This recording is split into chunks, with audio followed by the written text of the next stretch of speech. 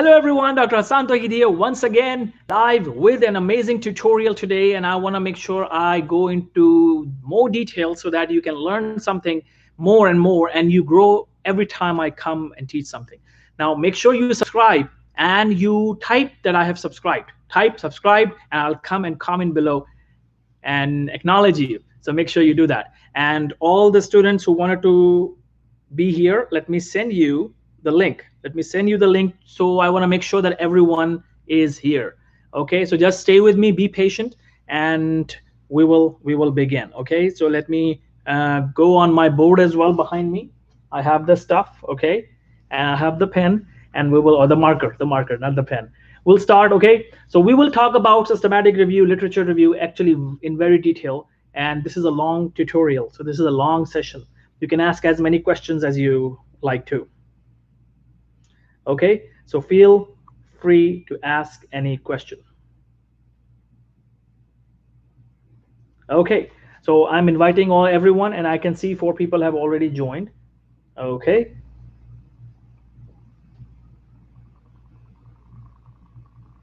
So by the way, all the new admissions, all the students who just enrolled, I want to speak with you all as well, and just give me a couple of more minutes, okay? I want to make sure that everyone is here.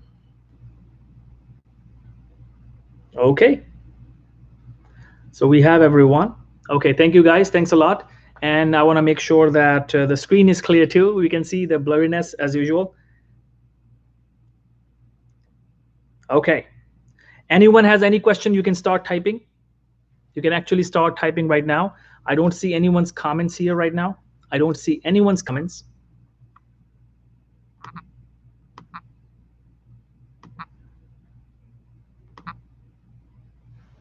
Can you guys type?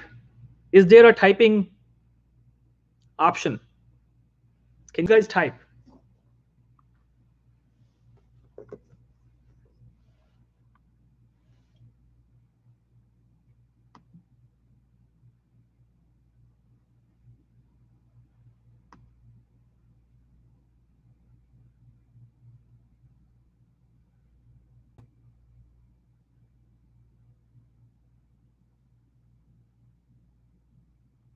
Let me make sure that everything is fine.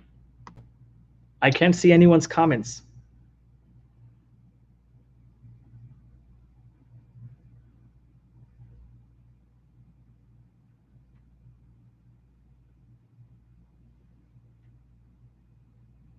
Okay, so you guys are here, right? On the screen, I can't see anyone's comments, but on my cell phone, I can. Okay, it would be ideal to take step 1 while it is being scored as opposed to waiting for, okay, we will talk about step. Yeah, we will talk about that. We'll talk about that, okay? I can see, but unfortunately on my computer, I cannot see anyone's comments for some reason. It says top chat. Okay, here it is. I can see it. I can see now.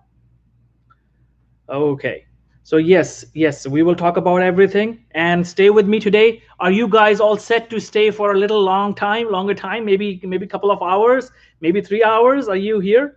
Because I'm going to go deeper, and I want to make sure that after this session, you guys are way ahead than everyone else, and your confidence level will go up.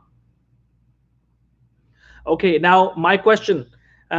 The session I conducted a couple of days ago on Friday.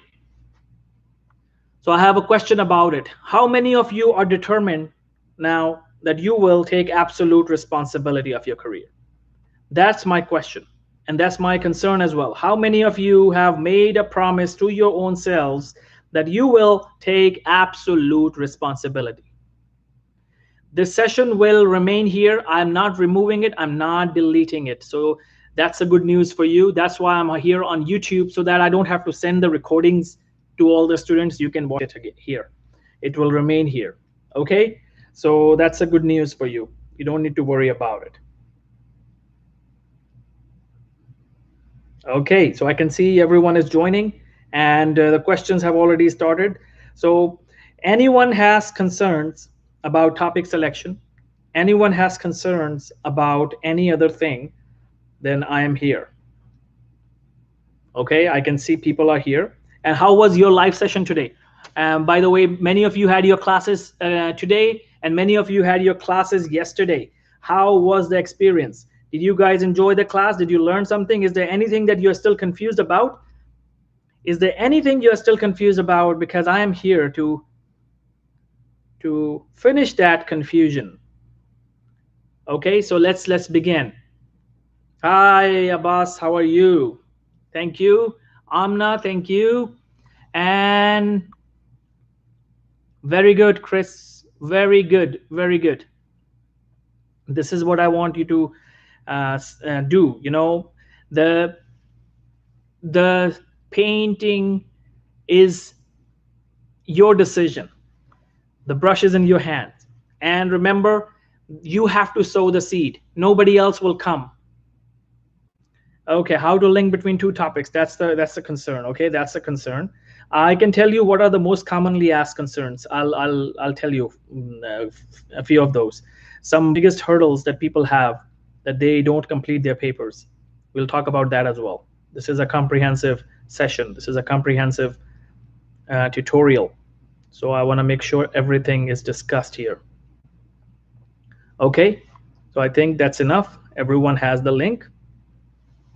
Okay, so hi, do you recommend any specific method to choose a journal? That we went over today in the class. So if you had the journal selection class and you still don't know how to select a journal, I think everything was discussed. What did you learn so far? Let me understand what exactly you understand, and we can talk about that. First of all, remember guys, there are thousands of journals. Just the PubMed index journals are like, there are 5,600 journals. So there is no excuse. You cannot say that, oh, I could not publish my paper. You have 5,600 dots and you just need to hit once.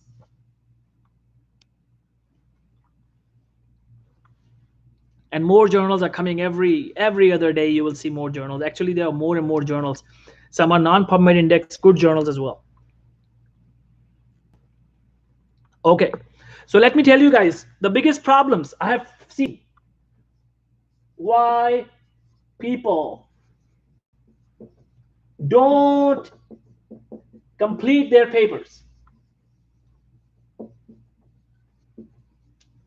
Why people don't complete their papers.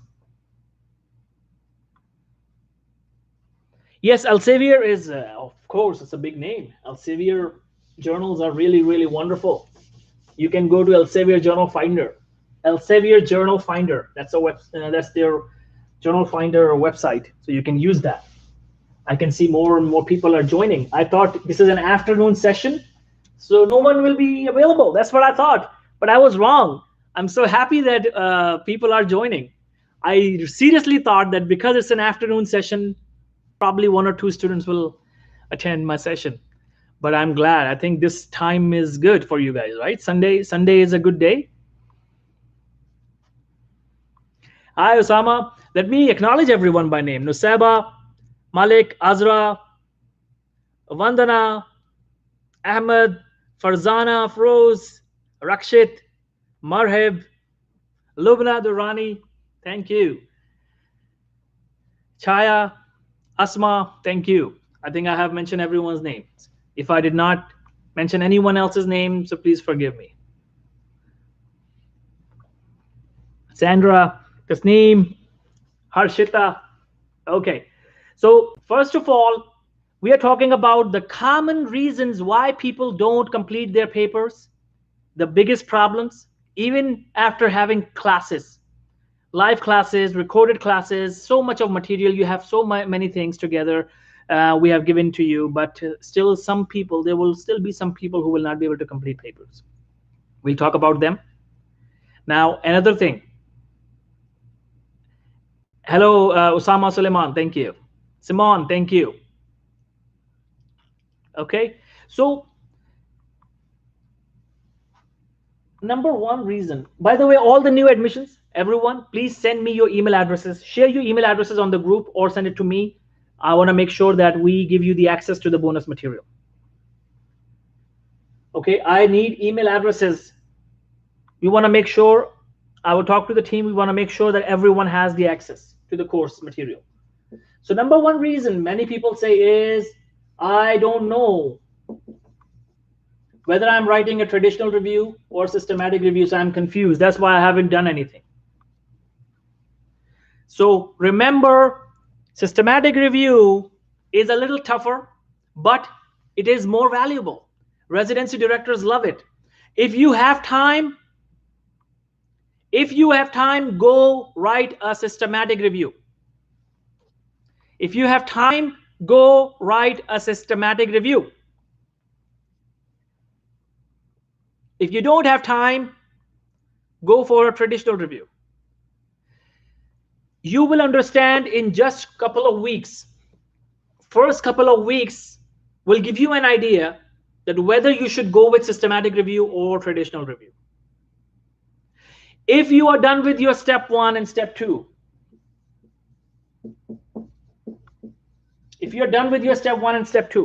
then go with systematic review.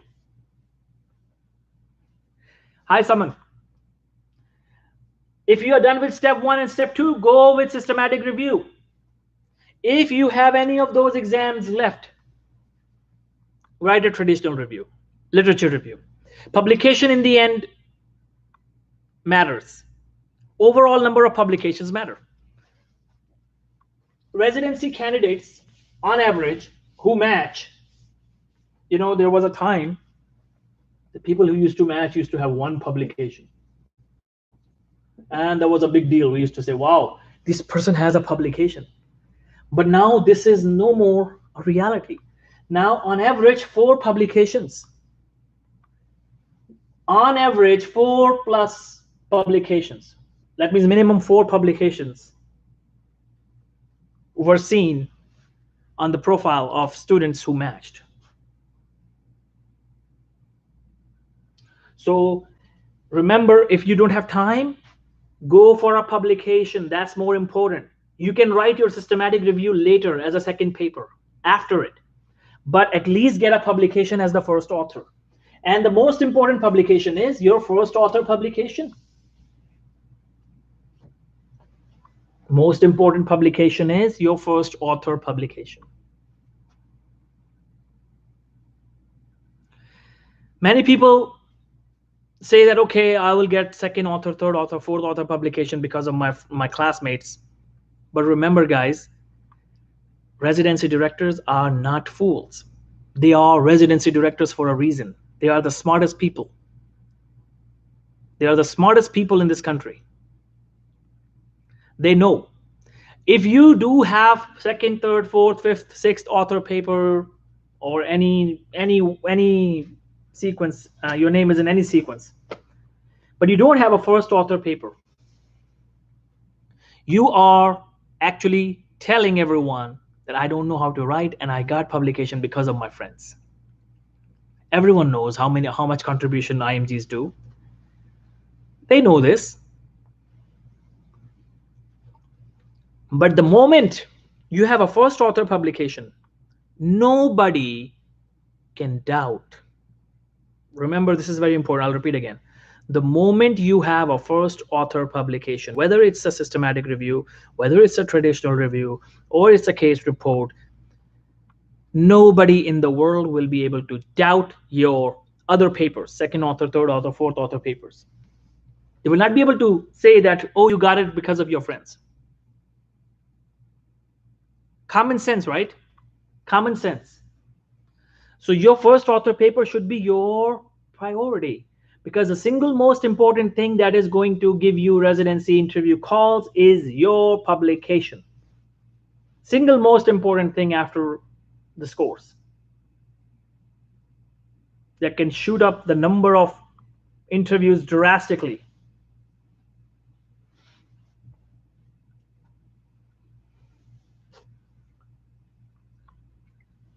So why would you take it lightly? Why would you not take it seriously?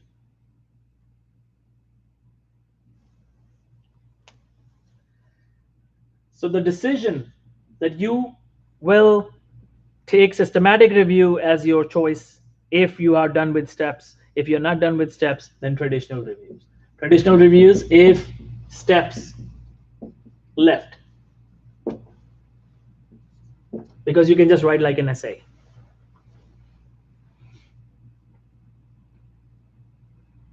The second point is research topic. Oh, I'm still confused about my topic.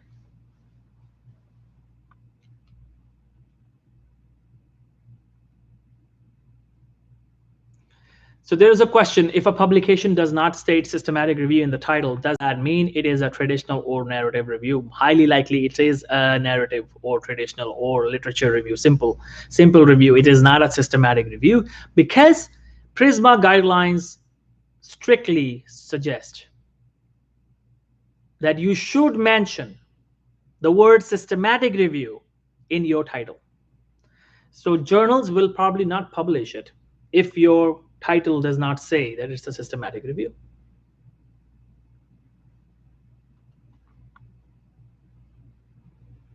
Okay. Muhammad Aslam. Okay. So topic. People say, I do not know how to select a topic. Guys, topic selection, remember, comes with wisdom and common sense. Choose a topic that you are passionate about. Think about what gives you energy. Is there any topic that gives you energy? For example, guys, when I think of human brain, when I think of neurons, when I think of psychology, when I think of psychiatric illnesses, it gives me endorphins.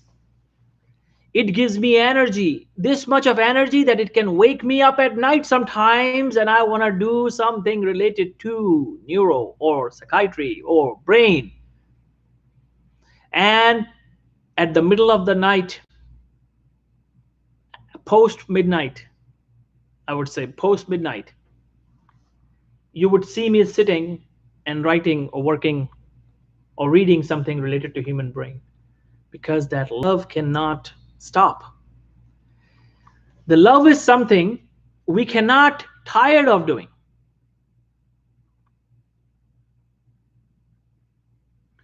We cannot get tired of loving something, right? Love has so much of power. So what do you love the most? Is there any field in medicine, the whole medicine, that you are so passionate about that you are always thinking about it? You're always talking about it? You're always imagining about it? Whenever you hear the word related to your specialty, you just move in that direction? So the signs of passion is, first of all, you need to dig deeper and recognize yourself, your inner self. Recognize your inner self. So what is the inner self suggesting? Something that is so close to your heart that when you think about it, instead of getting tired, it gives you energy.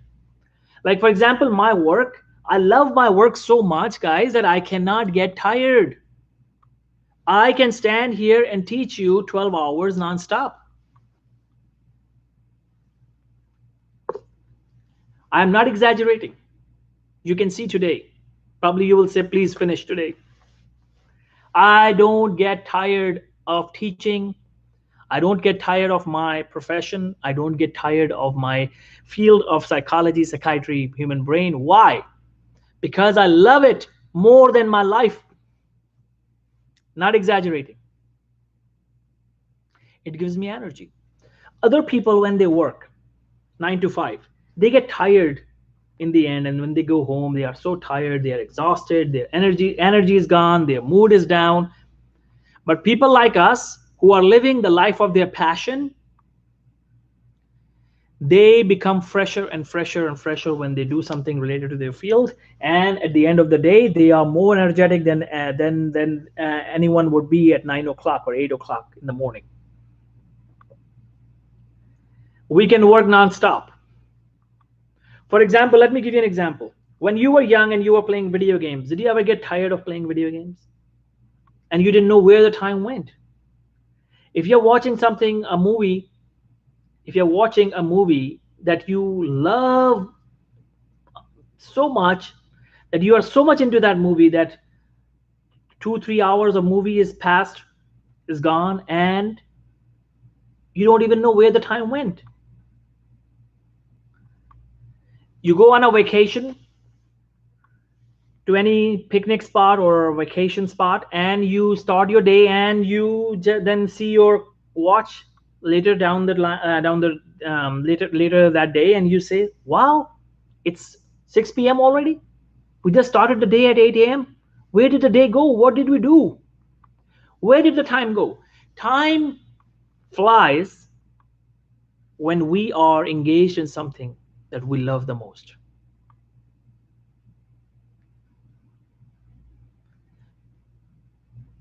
We are so much into it, we forget about everything else. So you need to find something that gives you, that you're passionate about, that gives you energy, that gives you energy. The next thing is something that you know already about more than others. This is a secret of recognizing passion.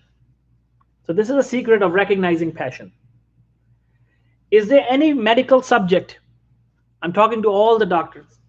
Is there any medical subject that you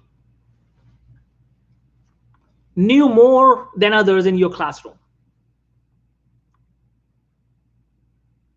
What particular specialty you were more interested in?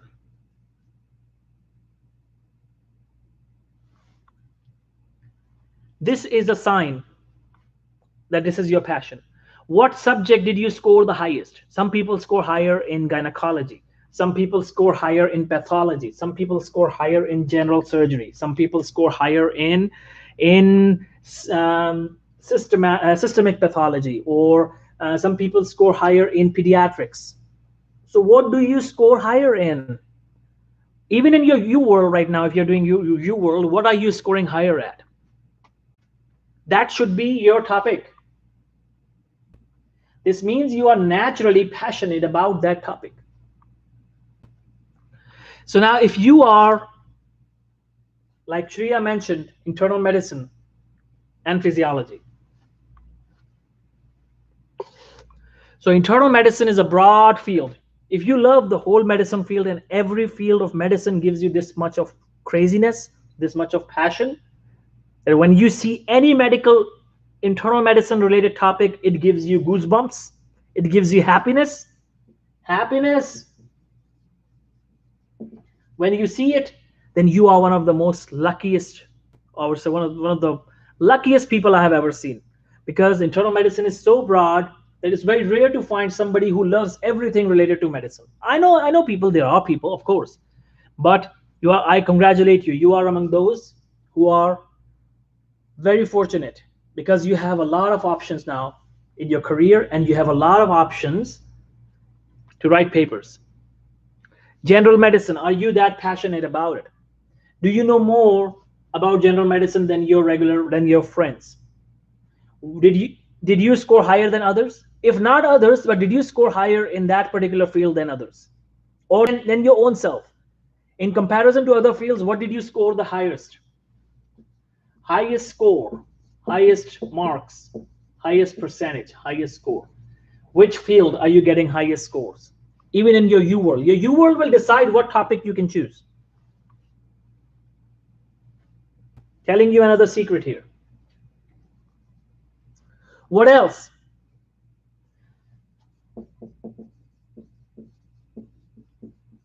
Time and space. You're out of time and space. When you are doing what you love the most, you forget about time. You don't know how much time you have spent.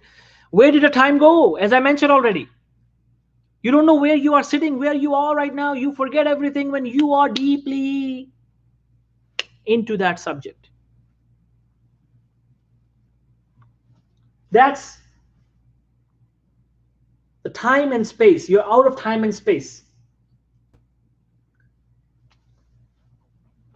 Anything else? You cannot wait to do it again the next day. You cannot wait to do that again next day. So, like Anusha already said, cardiology and pathology. So we know now, Anusha, that your paper should be cardiology related and you will be exploring something about a pathology related to cardiology. Shreya, you have a very broad topic, so you can choose any of those.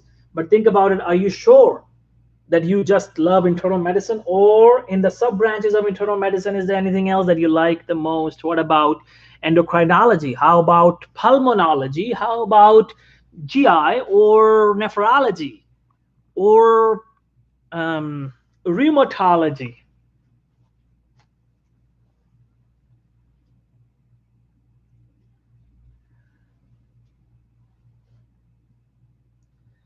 You know, when you are in bad mood and you see that thing, it changes your mood, changes your bad mood to a good mood.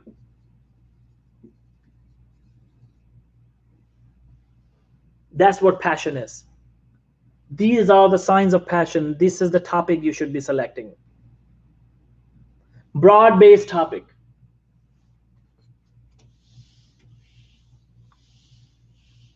Now, let me tell you another secret. I know you have attended today's lecture with your mentor, or yesterday you attended a lecture. All the students who started their training, or the last week. So you guys have attended topic selection, and there are so many things we discussed: topic table approach, circle approach, and all those. And the videos also have that. But here today, I'm going to talk about something different, because I want to make sure that you don't say, oh, that was just a repetition of the classes. No, it's not a repetition of classes. There's so much to learn, so many things to learn. That's why I'm talking about something new. So let's say my field is human brain. So I knew, okay, I got to do something related to human brain. So all of my topics will be somehow related to human brain, just like Harshita has.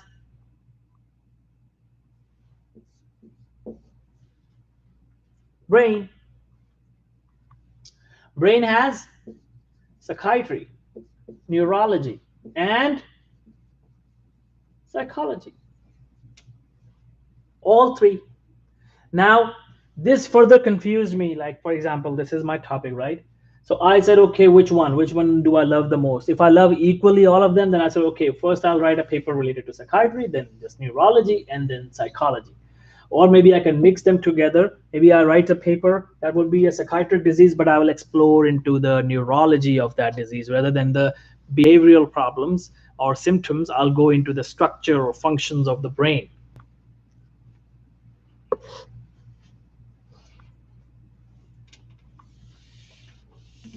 And now,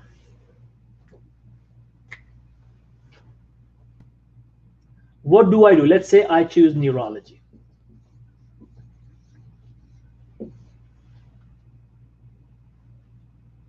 Let's say I choose neurology as my topic. So what do I do? What should I do? Open a book of neurology, or go and open your internal medicine Kaplan and come to neurology section. So everyone, let's do this exercise right now. Everyone bring the book Kaplan Internal Medicine, or any book that is internal medicine, general medicine book right now. Can you bring it and open it? I'll help you explore your topic today. That's what we are doing here. We'll make sure everyone leaves with a topic today.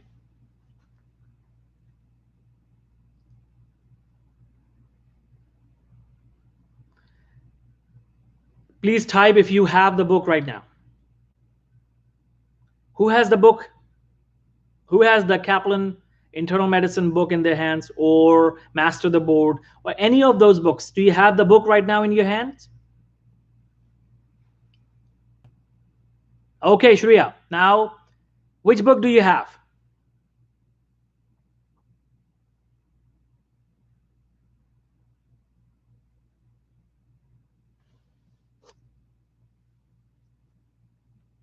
Hurry up, guys. Type.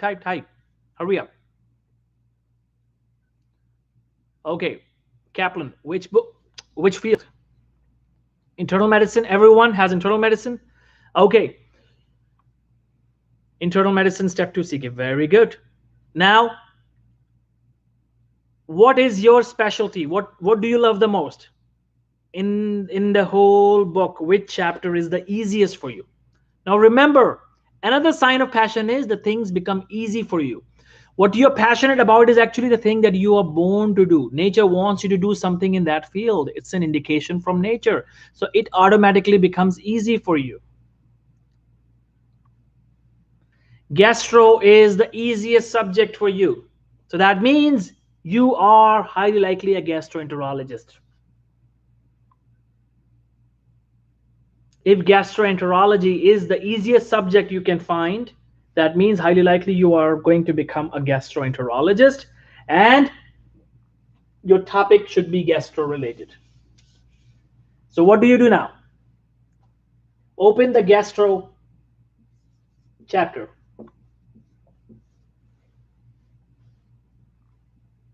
And look at the headings of the diseases that are discussed in Kaplan. Disease number 1. What is the disease number 1? Achalasia, Barrett esophagus,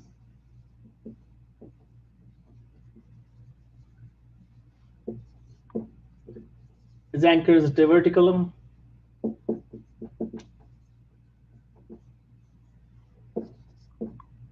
esophageal cancer,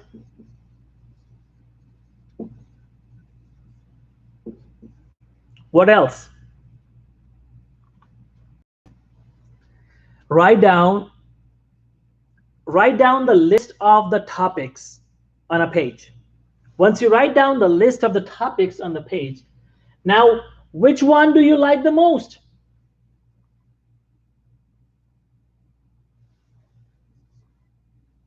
Maybe IBD, but IBD has 2: Crohn's disease and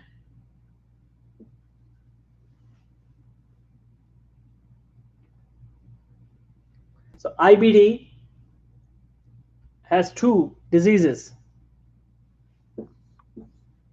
Crohn's disease and UC, ulcerative colitis, right? Don't be surprised at how does he know all this.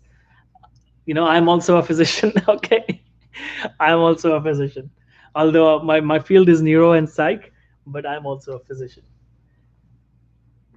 Stomach cancer, pancreas, and you go to liver. In GI, you have the biggest thing, liver, in the world. So you have so many things here, right? Which disease is the one that you love the most to study? Which is the disease that if you get any question, you can never go wrong? If UWorld gives you the most difficult question, you will never be able to do it wrong. Which of these? Colon cancer, small intestinal problems, large intestine, or liver problems, maybe hepatitis, or we keep hepatitis in infectious disease. Okay, leave it. So do you understand my point? Choose any of those that you are most passionate about. Now combine it. Let's say ulcerative colitis.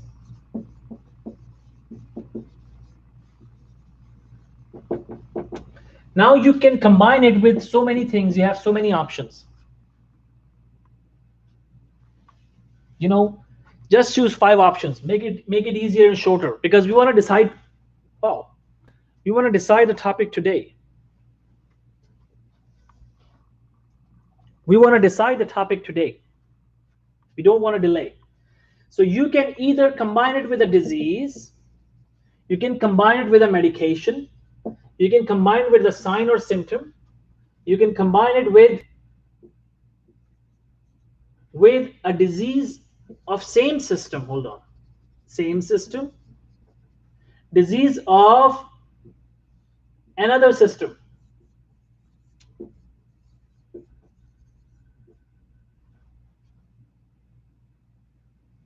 You can combine it with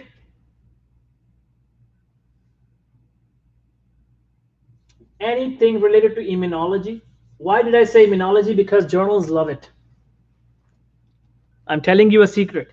Journals love to publish papers related to cytokines, IgG, IgA, all those interleukins.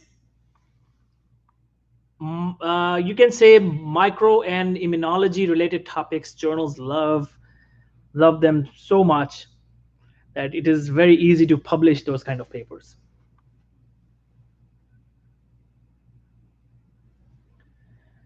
Okay, so ulcerative colitis, disease of same system, ulcerative colitis, and I won't say Crohn's disease together, but I would say ulcerative colitis and in a patient with esophageal cancer. What do we have so far? You can write why are they associated, how they are associated. Another option is PPIs, ulcerative colitis and PPIs, proton pump inhibitors. Or can you choose a medication that is not related to GI? Yes. Alprazolam. Let's say alprazolam.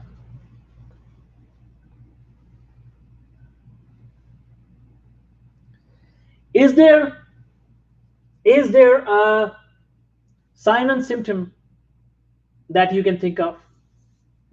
Ulcerative colitis and chest pain. What? Is there chest pain associated with ulcerative colitis? We don't know. That's what you will explore, right? So just make a list right now. Just make a list right now. Don't go into this problem that, oh, is there enough topics or not? Are there enough papers or not? Don't go into that kind of detail right now. Now, another system, disease of another system, ulcerative colitis and Parkinson's disease. Wow. Ulcerative colitis in Parkinson's disease, are they associated? How are they associated? Ulcerative colitis and interleukin 1 in immunology. So these are our options. Now we have developed our options. Now what do? Once you have this option, immediately go on PubMed website, PubMed, and just search esophageal cancer and ulcerative colitis in the keyword search bar, and type enter and see how many papers talk about this. If you have plenty of papers that are talking about this association, just do a scoping search quickly. You will understand if there are enough papers and can you write a paper out of it or not. And not just PubMed, simply search on Google too. You will get an idea if they are associated or not. Because to be very honest, we don't know if they are associated or not. You don't know, I don't know. So it's okay. Don't ever think that, oh, I'm a new doctor, how can I write it? I don't know if they are associated. That's what you're trying to explore. By writing research, you are learning and you are helping others learn. Remember this. You are learning and you are helping others learn. So we don't know if they are associated, so you will search it. Now, also, just write down the number, okay? Ulcerative colitis and esophagus, they had just 18 papers that are related to each other. So can I choose this as a topic? We don't know. We'll think about it later. Now, ulcerative colitis and alprazolam. Is there anything associated with it? You see, okay, alprazolam and ulcerative colitis had 0 papers. Okay, nothing. So you cannot write a paper on that. You cannot. With 2 articles, esophageal cancer and ulcerative colitis, you cannot write a paper on that. So This is out. Okay, so this is out. Now, please search right now. Ulcerative colitis and alprazolam. How many papers? Can you guys search it right now? Tell me. 0, as we expected. So alprazolam is gone. Ulcerative colitis and PPIs, proton pump inhibitors. This is a topic that would have at least 100 papers minimum. That's what my guess is. I'm not a GI person, but that's my guess. Tell me. This is something that is very useful. Hurry up, guys, hurry up. Tell me. Ulcerative colitis and PPIs, 41. Overall 41, or in last 5 years it's 41.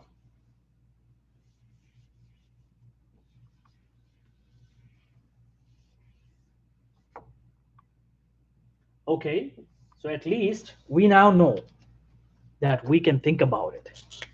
PPI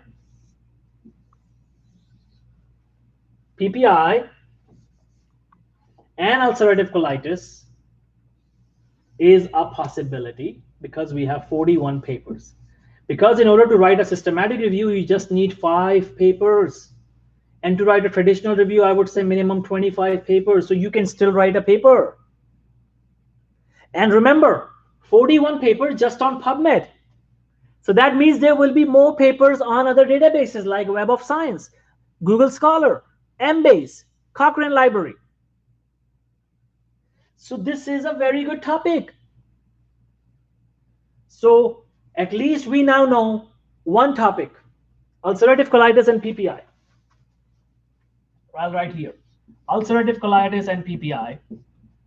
So we have a patient population or problem, and we have an intervention. With these two, can we write a paper? Absolutely. Systematic review? Absolutely. And the outcome is maybe improvement. Do they improve? That's what we are exploring. So we have in PICO question, we have the outcome, we have I, we have P. We'll talk about PICO, don't worry about it. I can write a sensational topic on that. So now let's say you have one option. Now second option, ulcerative colitis and chest pain. Please search and tell me how many papers? Probably 0.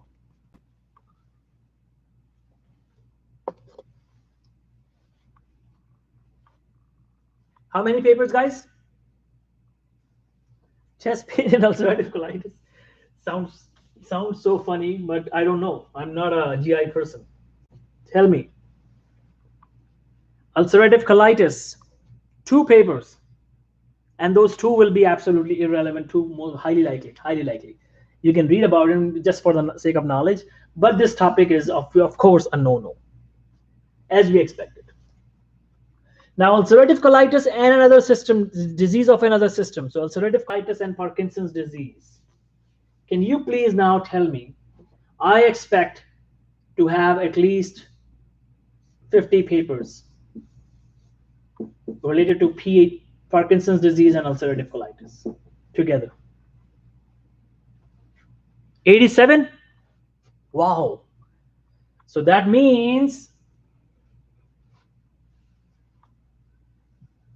ulcerative colitis and Parkinson's disease can be a great combination to write a paper.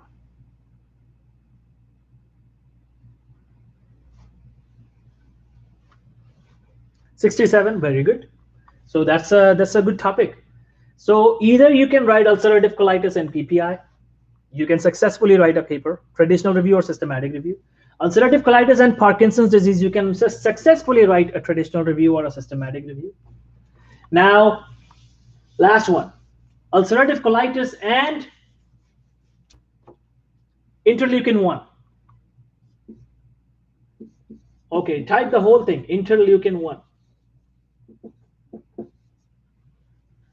ulcerative colitis and interleukin 1. How many papers?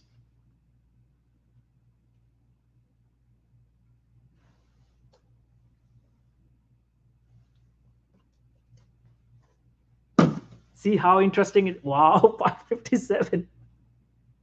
So that means it's 100% that yes, this can be a very successful paper. Not only that, it can have sub-papers, multiple papers just coming out of this. Okay, so now we have three options. These are my three options: ulcerative colitis and PPI, ulcerative colitis and PD, Parkinson's disease, ulcerative colitis and interleukin 1. So what I would do, congratulations, research topic is selected, because my paper will be any of these three papers now. And I can just say, okay, my paper 1, paper 2, paper 3. I have a future plan now. So let's begin. If I am writing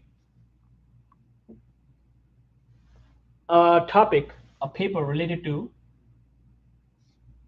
ulcerative colitis and PPI, how will I make my research question?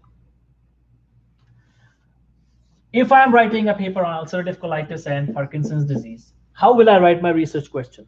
Right? This is a challenge now. We're jumping to research question. Many people are stuck, that I'm stuck at research question.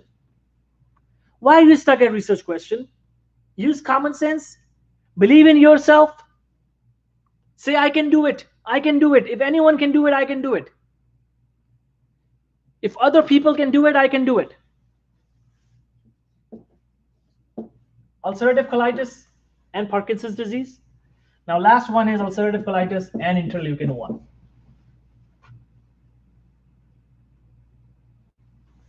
So what is my research question?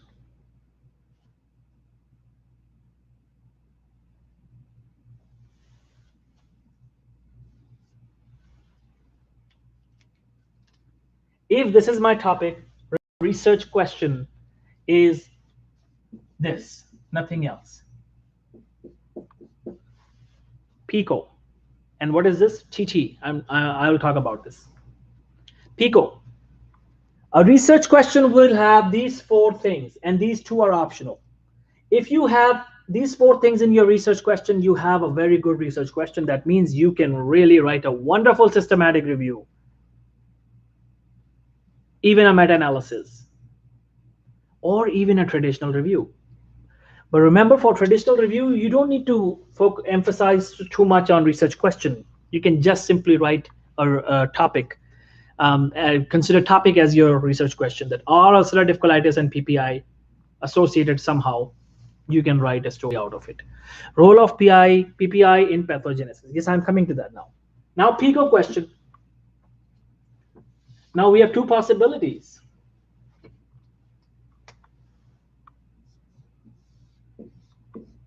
PPI. Ulcerative colitis can be treated by PPI. One option.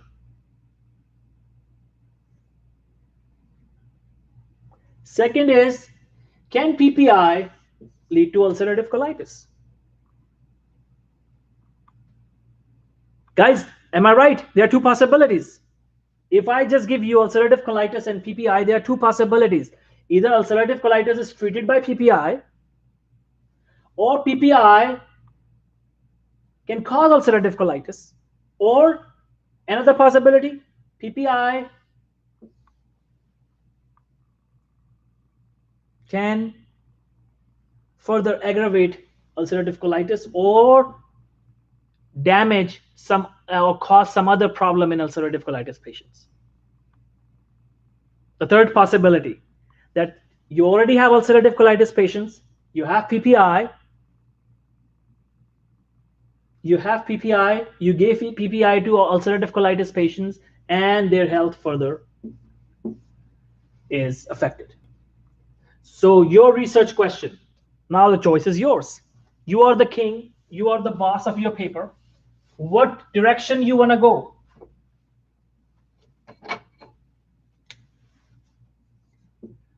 Ulcerative colitis and PPI. What will be the research question? You have P, I, C, O. What do we mean by this? What do we mean by this? P for population, or a problem, or patient. Same thing, population, patient, same thing, right? P for population. I stands for intervention.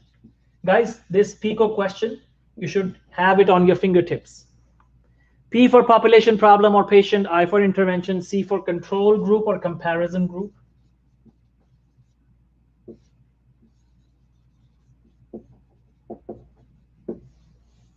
Control or comparison group.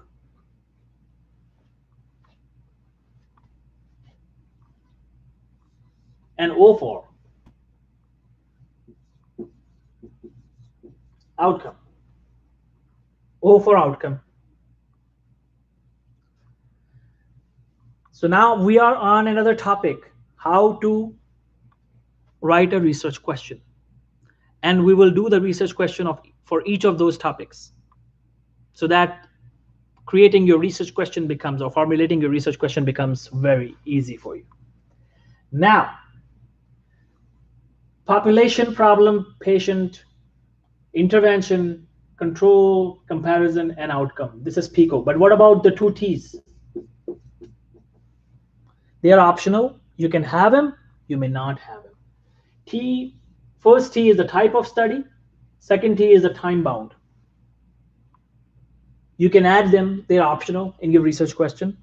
If a topic is very, very broad, like for example, interleukin 1, interleukin had so many studies, so you can further narrow your research question by adding time bound, like 3-month timeline. The ulcerative colitis patient post-surgery, 3 months into post-surgery, you can see that you added some time in there in your research question. And do you strictly focus on a type of study? If you just focus on clinical trials, you can mention that in your research question.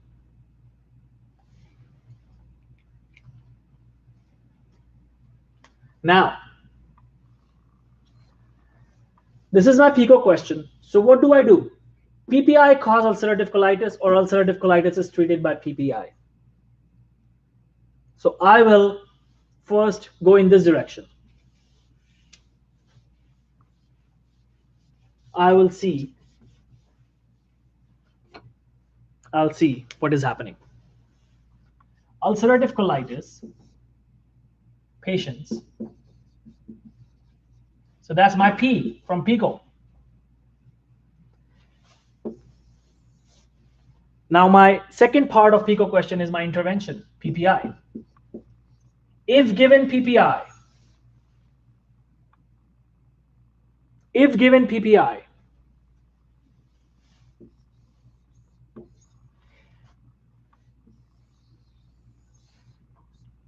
what is the outcome? Do they improve or do they worsen? That's my research question.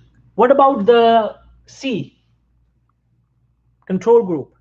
I deliberately did not mention it, because if you have control group or comparison group and you include all the studies with control groups, everything is similar, same patient, same drug, same outcome, then highly likely it will become a meta-analysis. And we don't want to make it a meta-analysis.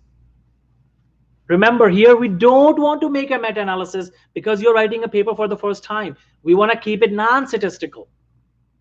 So how do you keep it non-statistical? Just focus on these three things. PIO. Ulcerative colitis, intervention. Ulcerative colitis is your patient or population, I for intervention, and O for outcome.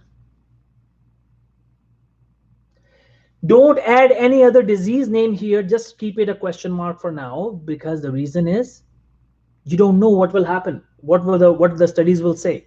If you keep it open like this, you will be able to write a wonderful systematic review. Okay, so now let's begin. This is one possibility. Ulcerative colitis, who are taking PPIs, do they improve, or is their condition improved? This is your main goal to explore. Or another possibility of your research question is, second possibility is, do they further, or does it further damage or aggravate their ulcerative colitis? Two possibilities. So I gave you two research questions. Now with those 41 questions, you can easily quickly look at it with just a scoping search, that what is happening. Quickly search, look at the abstract, and you will get an idea. Are studies suggesting that ulcerative colitis patients, if they are on PPI, do they get better? Or ulcerative colitis patients, if they are on PPI, do they get worsened? Does it make their condition worse?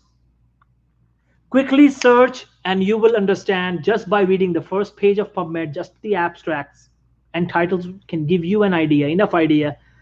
Just by reading the results section in the abstract will give you an idea that, okay, so my research question is very good question actually.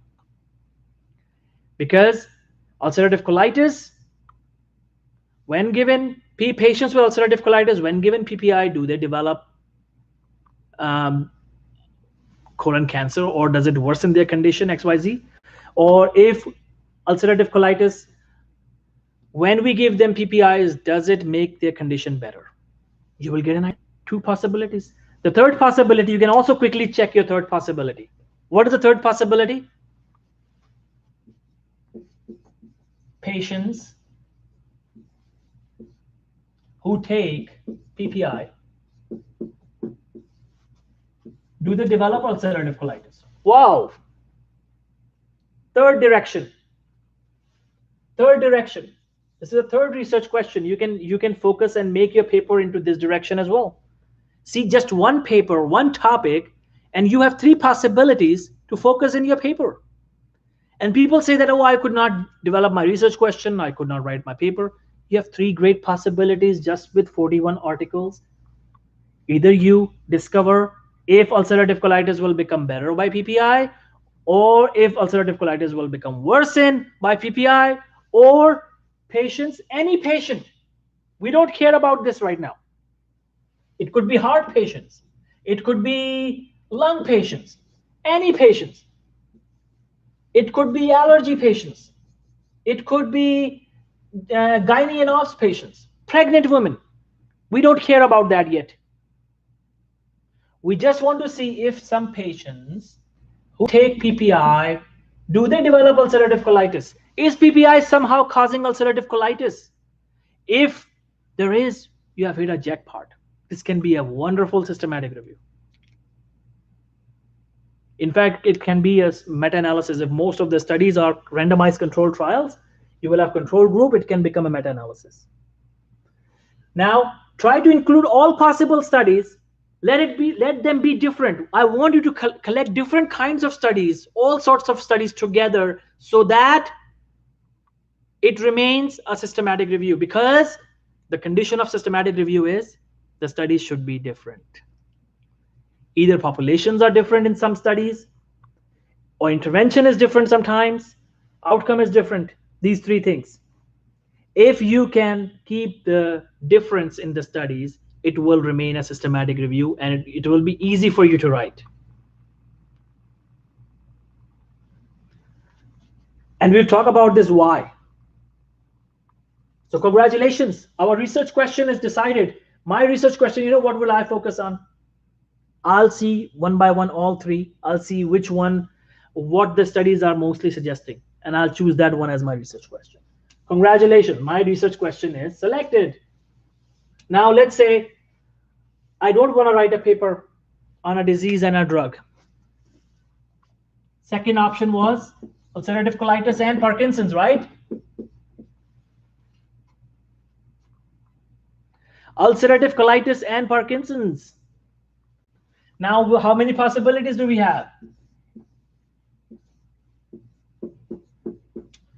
Ulcerative colitis, can it lead to Parkinson?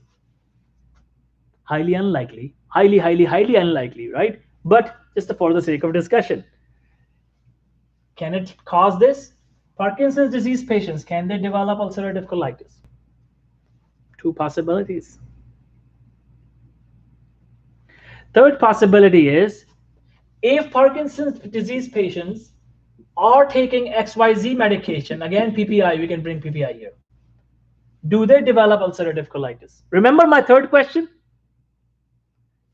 My third question in the previous topic? Parkinson's disease is here now. You can simply focus on Parkinson's disease and ulcerative colitis. Do Parkinson's patients, if they use Parkinson's PPI, do they develop ulcerative colitis or not? That's one possibility. Second possibility is, ulcerative colitis patients with Parkinson's disease, if they take PPI,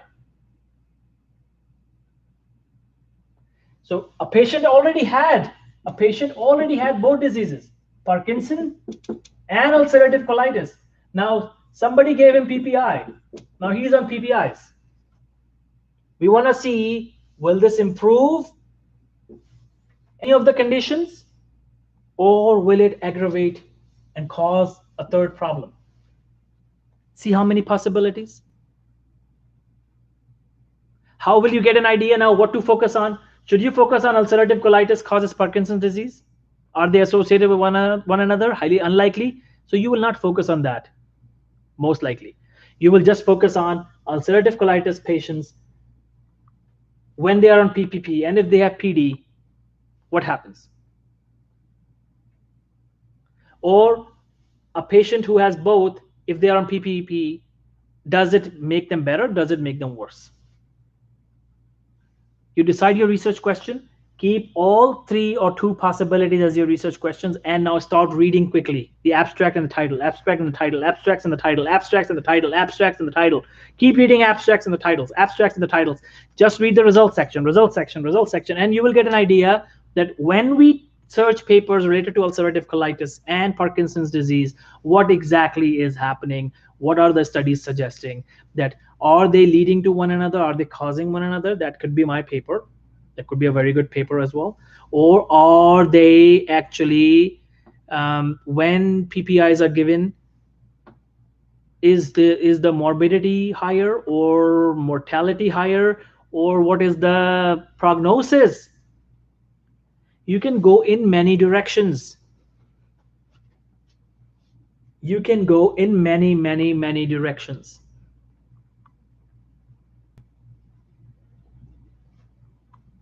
And this is known as the research framework. To be very honest, if you hear the word terminology, the framework for research, this is what framework is. Framework for research question. That you are looking at all the possibilities, that what other research questions I can focus on if I choose this. And you had 500 plus papers related to this topic, 557, remember? That means there are plenty of papers. And now if you add PPI and you see how many papers are strictly talking about PPI, or just change the medication, or just read PPI and PD and see what the studies are talking about. See, are they associated? If they are associated and there is no pathophysiology, then you just say why and how. Maybe that's a cultural thing. We don't know. That's what we need to explore. Maybe you don't get any answer. That's fine.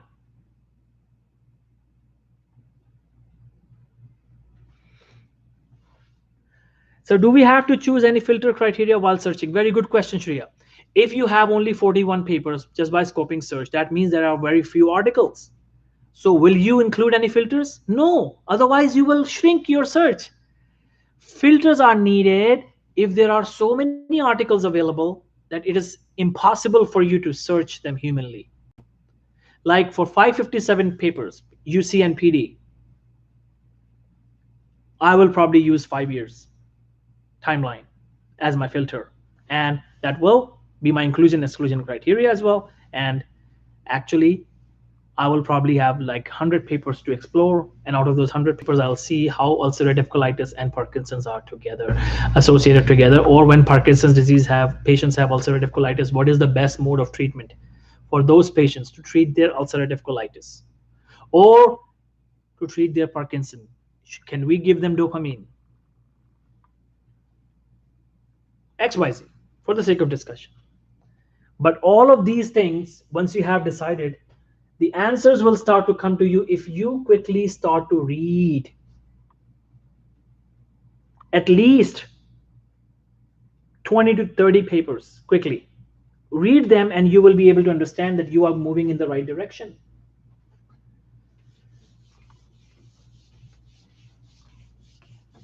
Now, third possibility, if you are writing an immunological paper, third possibility, ulcerative colitis and interleukin-1. So what can be my research question? Patients, ulcerative colitis patients, no intervention, I don't know. No comparison group, I don't want to have it. Last, outcome. Outcome, I don't know, because this is interleukin-1. What can be outcome? I don't know. So what I would do is I can say that we will just add ulcerative colitis patients, how interleukin is involved in the pathogenesis. So there is nothing I can do here. So my research question just becomes ulcerative colitis plus interleukin-1, and there were so many studies. I think this was a topic that had more studies, 557. So now it's a good topic, great topic for a traditional review. You can explore the whole pathophysiology. In fact, you can also write a systematic review of pathophysiology too. So you're mainly focusing on P population problem or intervention. The problem is, are UC and interleukin connected together? How does it improve if you have higher quantity of interleukin-1? Does it improve the outcome? Does it reduce the chances of their morbidity, of their prognosis? Is their prognosis better? Is their prognosis worse? You can explore in that direction. But to be very honest, if ulcerative colitis and interleukin is your topic, you cannot fully you cannot fully create your PICO question easily. So you just focus on the problem, ulcerative colitis, and you add your interleukin here because it is not even an outcome. So that can be that you are looking at the association. Or can you make it an outcome? Yes. In ulcerative colitis patients, do interleukins increase? Or do interleukins reduce? That is an outcome. So you have P and O. So yes, you can still write a systematic review. If you think in that direction, then you can write a systematic review.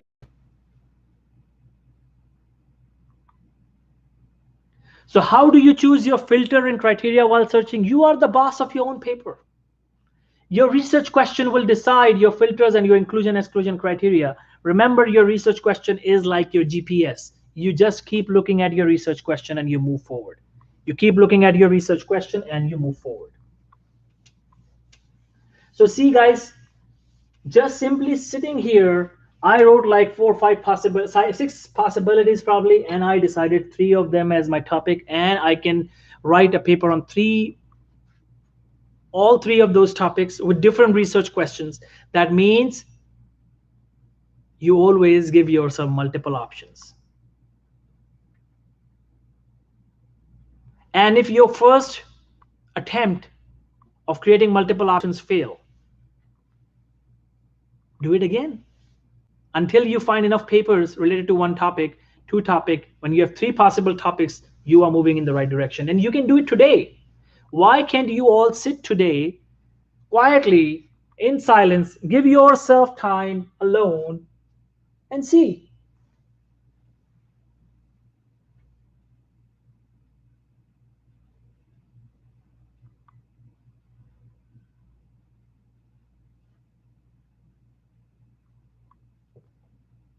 Does it make sense, guys?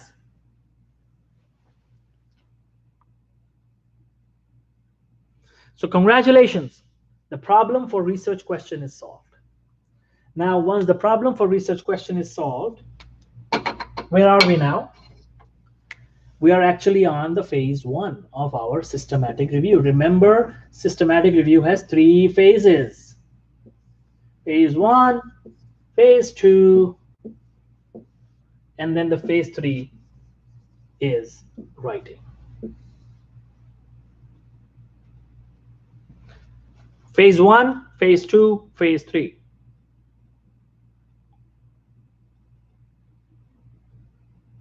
If you divide your systematic review into 3 phases, you can easily write your systematic review. And for all those who are interested in meta-analysis, although we have a different course on meta-analysis, but I'm just letting you know that the meta-analysis you can divide into 4 phases. Phase 1, phase 2, phase 3, phase 4. So there's a minor difference, not a minor difference, actually a major difference. Major difference that you can remember. In systematic review, you have 3 phases, phase 1, phase 2, phase 3. In meta-analysis, you have 4 phases. You have another extra phase that will be phase 4 as your last phase. I can give you a little bit of I would say highlights on meta-analysis today as well, so that you know the difference. So phase 1 is the planning phase. So when you have decided your topic and your research question, your planning is actually under construction. Planning is under the way. Now, planning. Phase 1, planning. So what did you do in phase 1? You decided your topic. You decided your research question. What else is left in phase 1?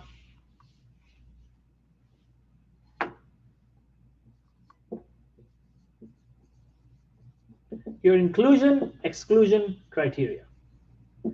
Predetermined inclusion, exclusion criteria. Remember, if you're writing a systematic review, you must choose an inclusion, exclusion criteria, a predetermined inclusion, exclusion criteria. What does that mean? It means that what kind of studies you will include. What kind of studies you will include.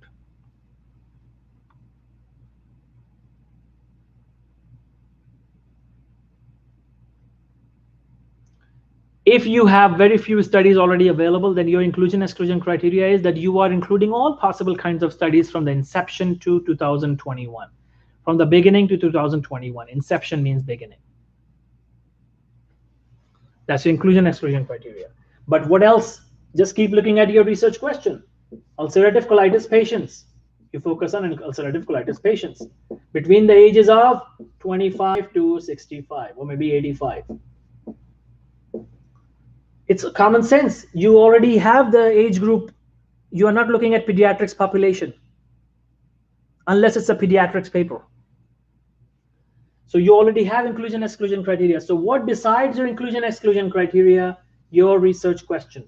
Always consider your research question as your GPS. Whenever you are confused what to do, how to do it, just look at your research question again. Your research question will guide you till the end. Just like your GPS guides you where you want to go. Similarly, your research question will guide you where to go, how to go. So who will decide your inclusion exclusion criteria? Your research question. And looking at other people's systematic reviews published on a similar topic. See how they selected their inclusion exclusion criteria. Don't copy it, but to learn how did they do it. What else? Talking to people, brainstorming, talking to seniors, talking to juniors, and we faculty members are here. That's why we are here to guide you. We'll look at your inclusion exclusion and we'll say, okay, it's fine. And usually it is fine. Don't worry. Never ever be, I would say, shy or worried about selecting a wrong inclusion exclusion criteria, because there is no wrong inclusion exclusion criteria. Your inclusion exclusion criteria, that means that your paper will be just focused on this inclusion exclusion criteria. If anyone has any trouble, if anyone has any problem, they should write a new paper, and they should add those studies that you did not study, that you did not add. They should modify the inclusion exclusion criteria and write a paper. So don't ever think that, oh, people will probably criticize me. Somebody will criticize me and they'll say, oh, your inclusion exclusion criteria is wrong. No, inclusion exclusion criteria is never wrong. It means that you are just focusing on these kinds of studies. That's it. If somebody has problem, he should write his own paper changing the inclusion exclusion criteria. Does it make sense?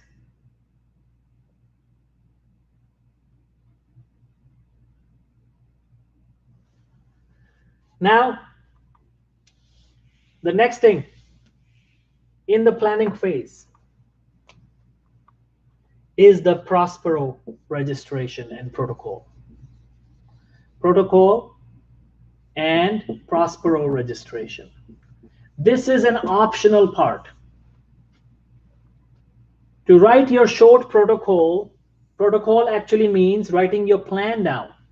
Writing your plan of data search and everything down in a short form, like a 1-2 page protocol, and you submit it to Prospero website. Prospero website, why do you submit it? People submit their papers to Prospero website to let other people know that I'm working on this paper, please stay away from it. And many people, before writing a systematic review, they go to Prospero website and search if somebody is already working on a similar paper. If somebody is already working on a similar paper, they choose a different topic, or they choose the same topic too. They say, okay, somebody's writing, but I can write a better paper. So that I'm not a big supporter of Prospero, because people still look at the papers, they see that somebody is writing, but they still write their own papers on the same topic. That doesn't stop them. And what if you register? Let's say I register my paper and tomorrow I die. Everyone else will think that, oh, I'm still working on that paper, but I'm not. Or I change my mind. And this happens all the time. That's why, guys, I'm of the opinion that Prospero registration does not actually serve the purpose. So I am not a supporter of it. If you want to do it, go ahead and do that, most welcome. Just for the learning purposes, maybe in the future your supervisor or your residency director will give you a project and he will ask you to register on Prospero. So just for the learning purposes, you can learn registration on Prospero website, your topic and your protocol registration. But to be very honest, it's optional. You don't need to do it. Clinical trials are mandatory to register, but a systematic review or meta-analysis or traditional review, you don't need to register. It's optional. And registration is done to let others know that I'm working on that paper. Does it make sense, guys? Everyone is clear about phase one?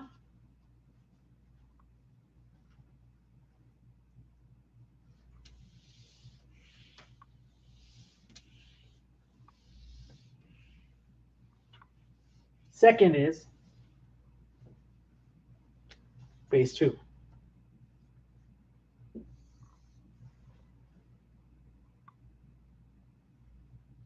So what do we do in phase two? Phase two is the data search. The search begins. So what do you do now? Decide your databases. At least 5 databases. Decide at least 5 databases. Start with PubMed, Medline. They are, I would say, same. Although they are not same, I know. Just for the sake of beginners, I'm saying this. So I don't like people just catching words and say, oh, they are not same. I know PubMed is an interface, Medline is a database. Who else will know more than I do? Okay, so just letting you know, PubMed and Medline are 2 different things, but Medline papers are accessible on PubMed. So if you search PubMed, you actually are searching Medline papers. So that's why we keep it and count it as one. PubMed, PubMed Central. Third one is Cochrane Library, but this is not free. Papers will be just abstracts and titles. You will not be able to get free papers. Free papers are available here. You will find here those that are PubMed Central Index. You will find them here, and free papers are here. Science Direct. You can find free papers on Google Scholar, but Google Scholar is the one that is the last option. But you can do that, So there are plenty of databases. Just choose 5, and I mentioned that in the last lecture on Friday. Was it Friday? Was that Thursday? Whatever it was. So I decided, I think it was Friday. So I discussed that on Friday, that you can choose free databases ideally. How can you find free databases? Just write down list of electronic databases, Wikipedia. Go to Wikipedia article. You can search it right now, everyone. Wikipedia article. Free databases. Where can you find fully published papers, not just abstracts, full papers? Go to Wikipedia and type this word. The word is list of electronic databases. Once you search, or just write down on Google list of electronic databases, wiki. So it will show you Wikipedia article. Click on it and just select the free databases. But always select these 2. PubMed and PubMed Central. So once you decide your databases, then you begin your search. But to begin your search, you also decide how do you search. So you decide your keywords. Minimum 5 keywords with each concept. Now, what is concept? We'll talk about this. So your research question, if it has ulcerative colitis, PPI,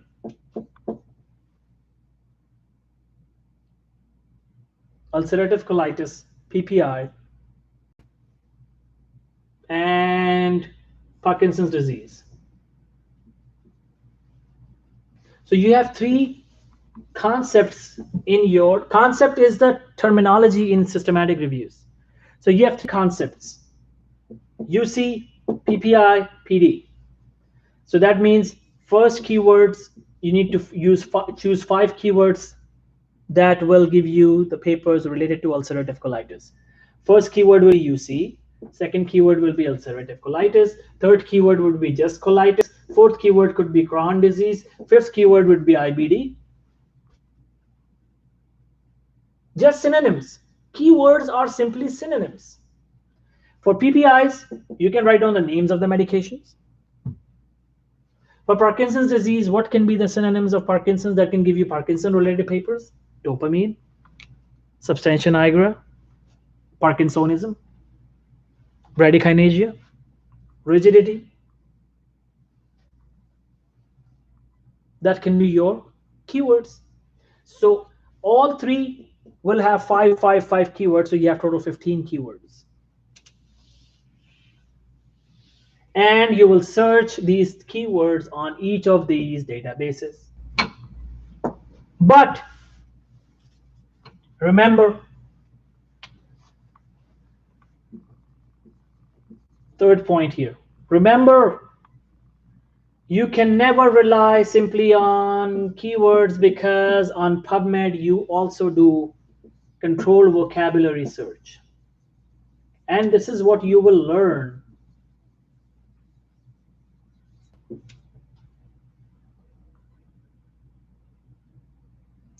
This is what you will actually learn.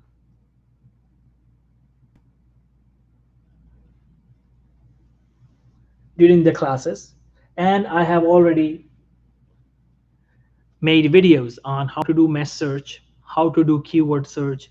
That is, I would say, the most complicated part, but if you understand it, and you will, because it is not difficult. If you understand this, then you can search PubMed easily with mesh strategy. So you will decide regular keywords and mesh keywords. So remember, on PubMed, you need both regular keywords and mesh keywords, and then you combine them together. You combine them together, then you go to advanced search. To explain that, I will have to sit with you on Zoom, or else wait for your classes to begin, or I'll send you the video. I have a video, my own video, that explains the mesh and everything. So you can actually start doing it right now if you want. But remember, the thing that we need to remember today is, in search strategy, once we decide our databases, we decide our keywords, but we also decide mesh keywords because of PubMed. Because PubMed needs mesh search as well. MESH stands for Medical Subject Heading. You know what is MESH? Why do we do it in PubMed? Because the articles that are published on PubMed, they are fully read by PhD scholars who are given this responsibility to give a mesh keyword to this paper, so that you can actually accurately find papers. So now PubMed also has, like, for example, let me tell you an example. If you search lung cancer patients, lung cancer in keyword search, simply it will show you lung cancer topics. But in mesh, the term is neoplasm. Neoplasm will give you all possible papers that are published that talk about lung cancer. If you just search lung cancer, some papers will still be not available, because neoplasm will talk about papers if they use the word carcinoma, if they use the word cancer, if they use the word carcinoma, if they use the word malignancy, if they use the word tumor. MESH will give you all of these papers. Regular keyword will not give you all of these papers. But MESH came later.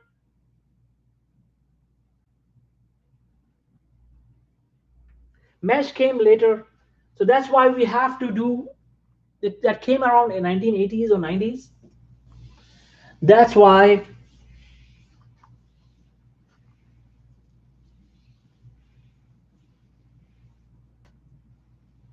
we have to search both on PubMed. So once you do that, you search your data on different databases too. So you search keywords, results on PubMed, mesh on PubMed. You have something, right? Now you use the keywords, you go to Google Scholar. You use the keyword, same keywords, you go to Medline, Cochrane, you go to Science Direct, you go to Embase, you go to Scopus, and you search 5 databases minimum. So you have a total number of papers, say total number of papers are 1,588 related to your research question. You found these many papers, but now the point is there will be some duplicates,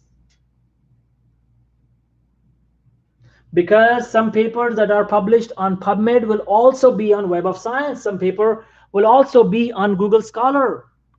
Always, almost always, when you use multiple databases, you will find papers that will be duplicates. So this number will always have duplicates included. So you remove duplicates.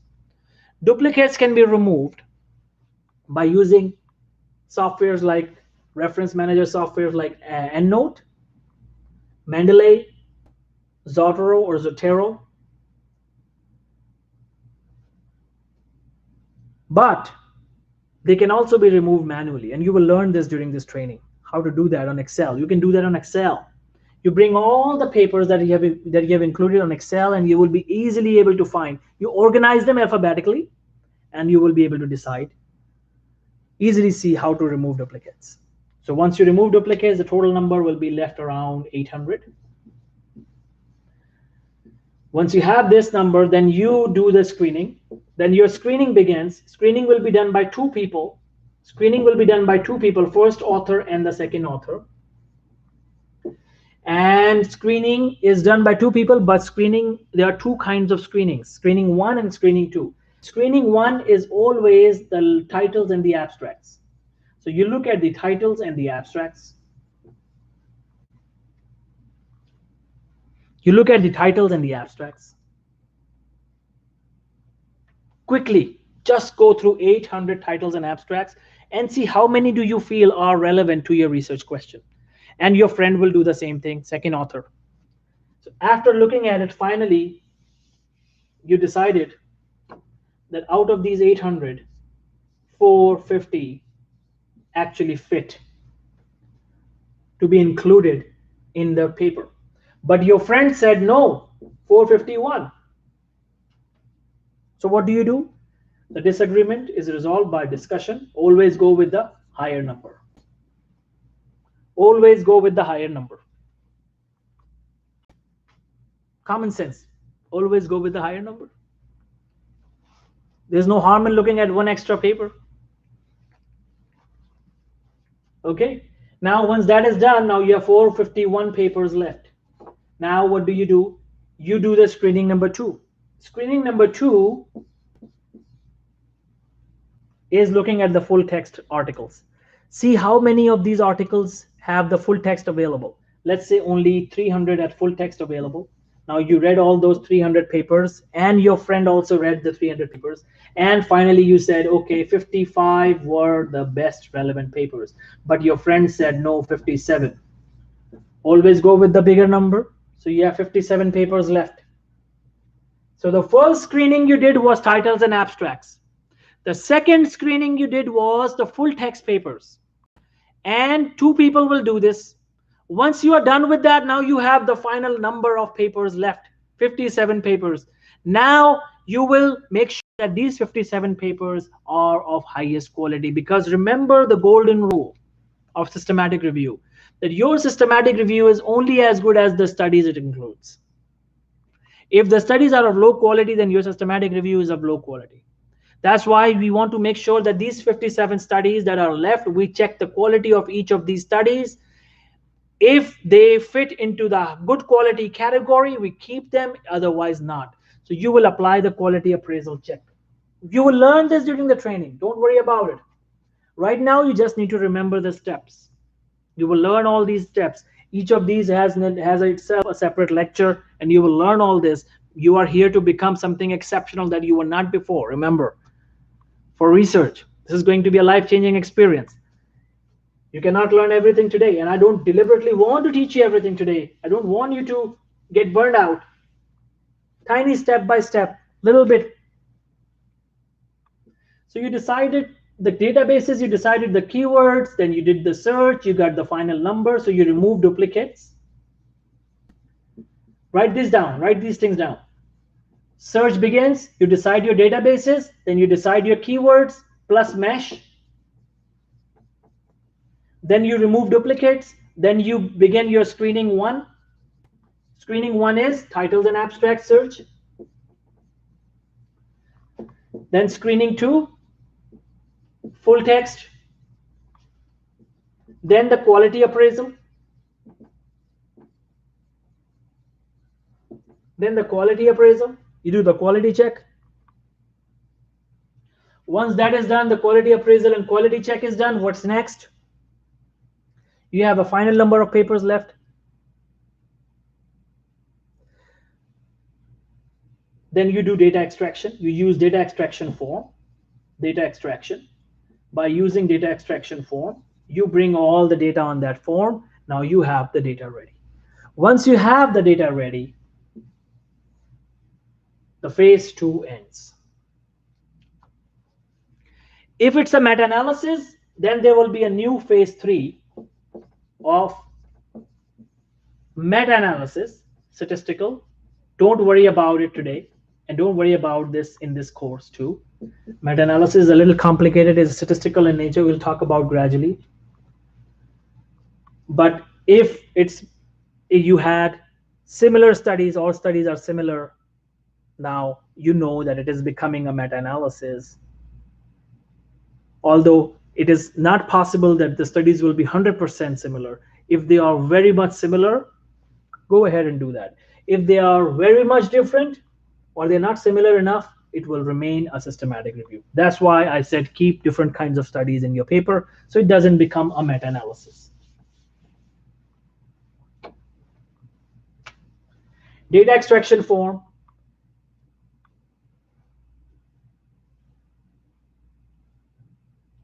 Okay, now there's a question. Can you please tell us the number of videos per mesh search? I think it's after 150. Somewhere on the account after 150, you will find, I think maybe look at all the videos from 150 to 174. Look at all the videos. Now after data extraction form, what's left?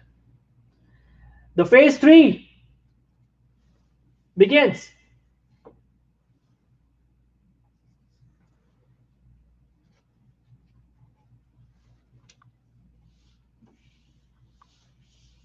What is phase 3?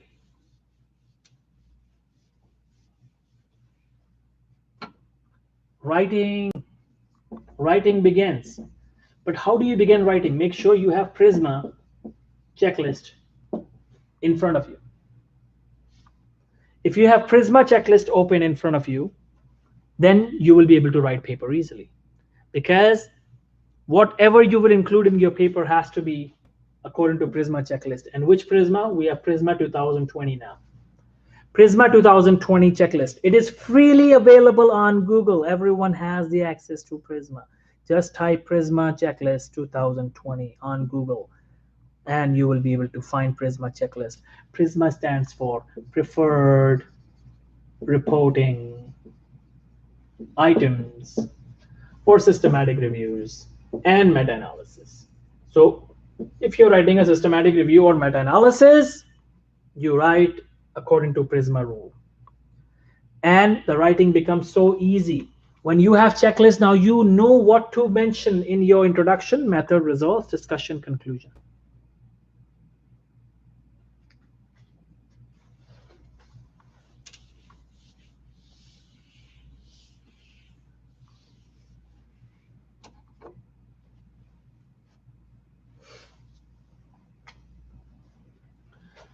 So writing begins.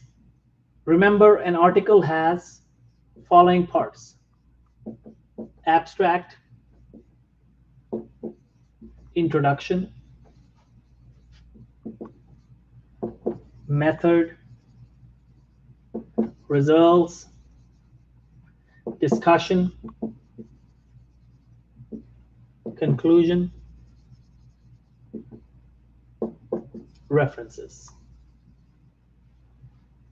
So when you have Prisma checklist open, you know what to write in each section. Introduction is the problem. What is the problem? You will write your research question and problem in introduction.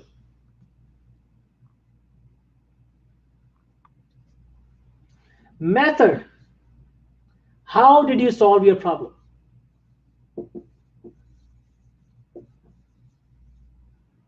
How did you solve your problem?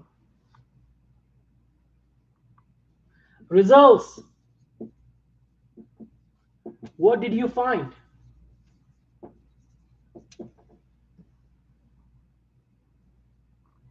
Your findings. Discussion. People say this is the toughest part, but this is my favorite part. Not toughest, easiest if you understand it.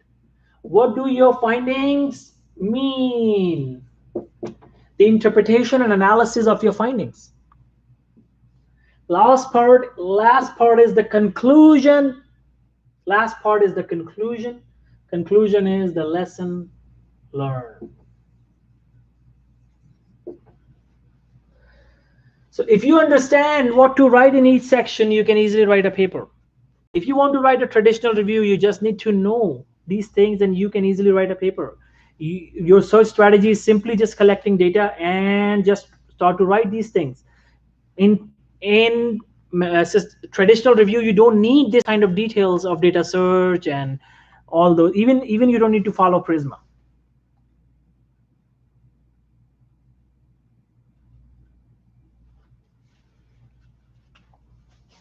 And one more thing, Prisma flow diagram is a must. and it's so easy. You will learn all this during this training. Prisma flow diagram is very easy. Whatever you do in your search strategy, you just draw it, fill it out. Prisma flow diagram is already there. You just need to fill it out according to your numbers that you found. It's so easy. Don't get scared today. It's so easy. Gradually, you will learn everything. Now, the introduction, method, results, discussion, conclusion, and references. Abstract is written in the end, and abstract is the summary of your paper.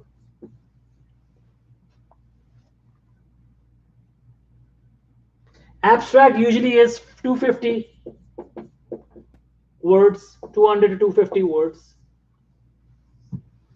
Introduction is usually 15% minimum of your paper.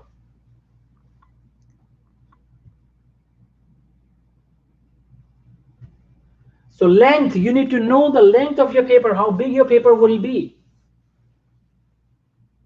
So how do we decide? Remember, there are three possibilities. Of course, there are more, but just remember these three for now. You either write a paper of 3,000 words, or you write a paper of 4,000 words, or you write a paper of 5,000 words.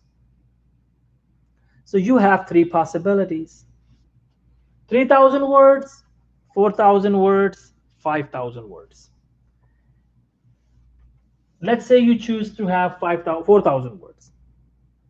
So if you have 4,000 words of full paper, your full paper size we are talking about, we're not talking about introduction section. We are talking about the full paper. If you have decided that my full paper, including introduction, method, results, discussion, and conclusion, that's it. References are not counted.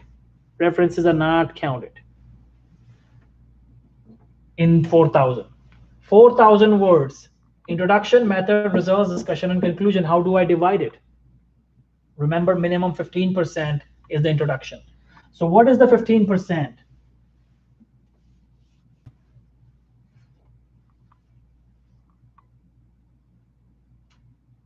What is the 15% of 3,000 words? 450 words. That should be the minimum size. 450 to 600 words can be your introduction, or maybe 800 words, okay. If it's 4,000 words, then 600 to 1,000 words should be your introduction section. If it's 5,000 words, the minimum 15% is 750 to 1,200. This will be the size of your introduction section. How do you write introduction section? Look at other people's papers. Look at previously published papers, how they have written papers, how they have written introduction sections. Remember, if you don't look at other people's published papers, you are doing injustice with yourself. You are going to write a low quality paper if you are not looking at other people's published papers. Look at fully published papers, systematic reviews published by other authors, published in top tier journals. Look at them, and then you will be able to produce such a quality. Now, 400 words for method, 400 words for results, usually. 400 for conclusion. Everything else is discussion. Tables and figures and the references do not count. So whatever you did in your data search, you just bring it here.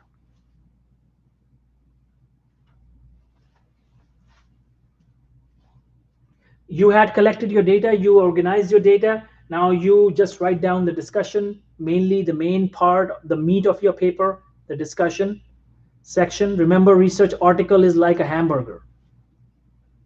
Like you have a piece of bread on the top, that's the introduction.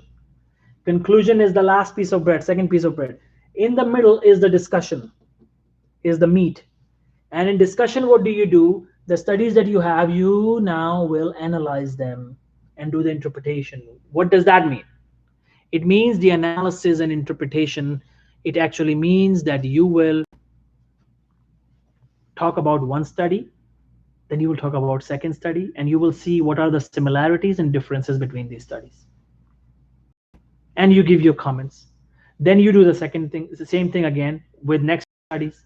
You combine, you bring one study, talk about it, you bring second study, you talk about it, and they all can have different headings. So yes, you can have subheadings. You can have subheadings in your paper. Just like you write an essay, you decide, right, what topic I will discuss first, what topic I will discuss second. Sometimes you may not need multiple headings, you just need one heading. You explain your discussion. You may not need headings. You may not need multiple headings.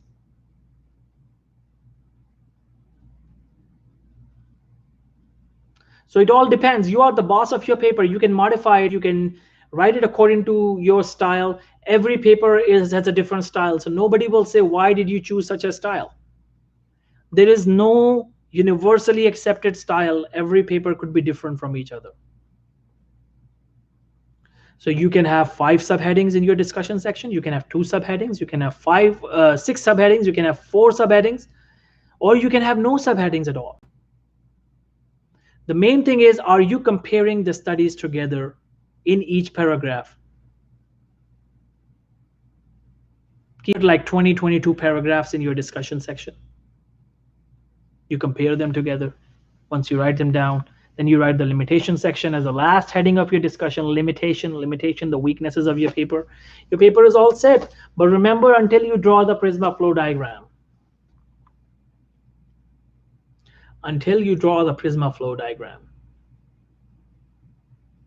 you're not done.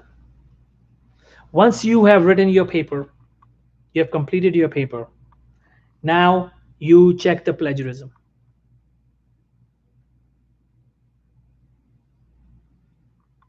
You make sure that nothing is copy pasted. Once you check the plagiarism, now it's time to select a journal and submit your paper. It's that simple. Now, congratulations, you now know everything from top to bottom about systematic review writing. Now, there's a question for traditional review. How many study papers we choose to write our paper? Traditional review, minimum 25, but maximum it could be 50, it could be 60, it could be 70. I have written traditional review of 84 studies, 88 studies, 130. In fact, one of the papers had 250 plus references. So it's up to you how big you want to write. How big paper, what kind of big paper you want to write. You want to write a short paper or a big paper. But remember, if you choose 50, 60 references, maximum 40, 50 references, it's a shorter paper, easier to write, easier to publish. The bigger the paper, the longer time it takes to publish. The bigger the paper, the longer time it takes to publish. The shorter the paper, the easier it is to publish. The faster and easier it is to publish.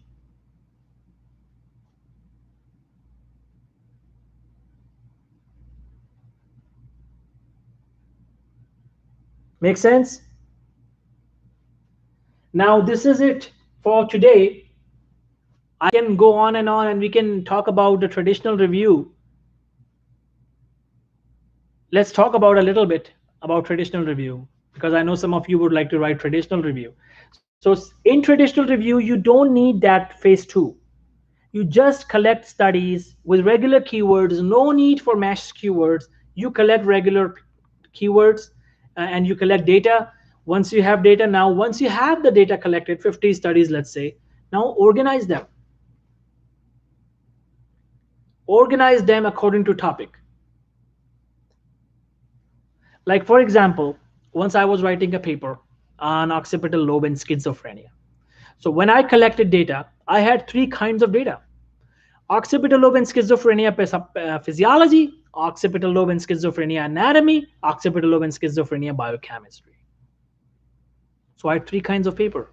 So I had 2 options: whether I include these 3 headings in my discussion and I write for one full paper, or these 3 can be different 3 different papers. So I looked at the data and I understood, I realized that no, all 3 cannot be fully 3 different papers. Just the anatomy part could be a different paper, but other 2 not. Especially the chemistry part, there were only 2 or 3 studies possibly. So I said I cannot write a full paper. So why not I just focus on one paper, occipital lobe and schizophrenia, and in my paper I'll focus on anatomy, physiology, and biochemistry. So I had 3 headings: Anatomical changes in occipital lobe in schizophrenia, physiological changes in occipital lobe in schizophrenia, and the chemical changes in the occipital lobe in schizophrenia. I had three headings, and I brought all the studies that talked about anatomy in the anatomical section, all the studies that talked about physiology in the physiology section, all the studies that talked about chemistry in the chemistry section, and I had multiple paragraphs in each of these headings, and my paper became an amazing paper, and in fact it is still cited very highly. I keep getting messages that it is cited again by somebody. I don't know how many citations it has now, but the paper became a good paper, wonderful paper. So you can do the same thing in your systematic review or traditional review. Just you can write just like a narrative summary, like an essay. You all have done essays before, so you can do it. I'm telling you guys, you can do it. Everyone can do it. So remember, now people stop because of not deciding topic or because of not deciding research question. Now you have that. Writing part is the easiest part. You can even write it on your cell phone. Could you believe that I have written book chapters of my latest book that came on my cell phone? I have written my book chapters on my cell phone.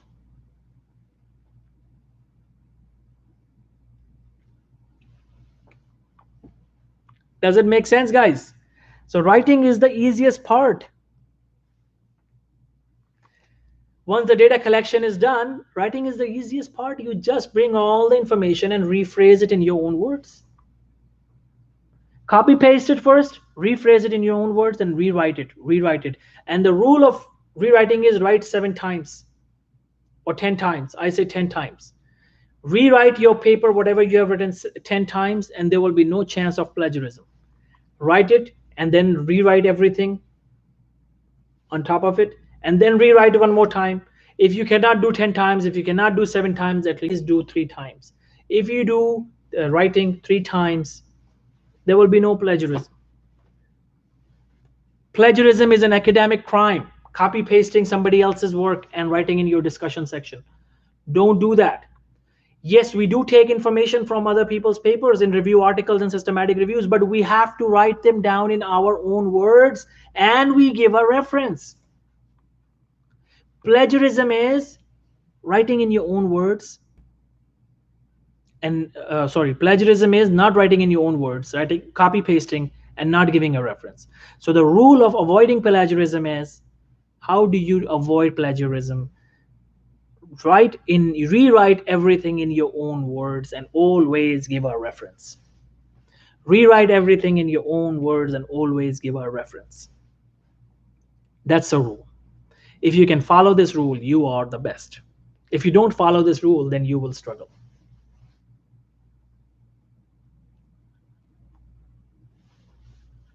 Everyone understands this now?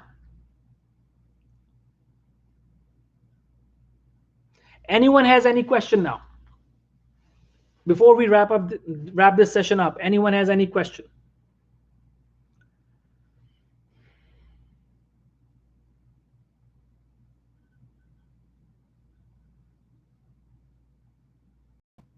Anyone has any question? So I think everyone is clear about it. So guys, are you feeling confident about your research question now? Can you write your research question? Can you decide your topic, and can you write your research question? Can you do your search strategy? Anything in your search strategy that you feel you still cannot do? Okay, Amna has a question. Differentiating traditional from systematic review. Systematic reviews are written following PRISMA guidelines. Write it down. Systematic reviews are when we create a system.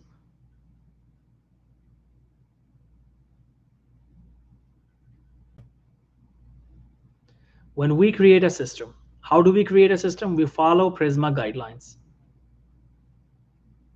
In traditional review, we don't follow PRISMA guidelines.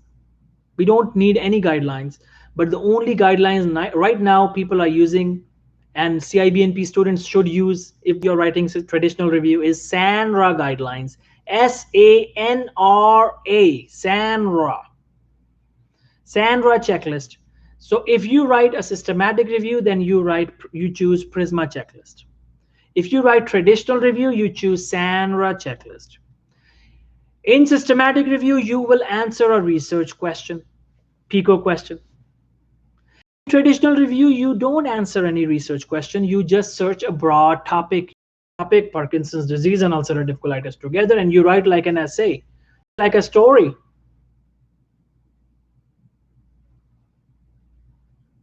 And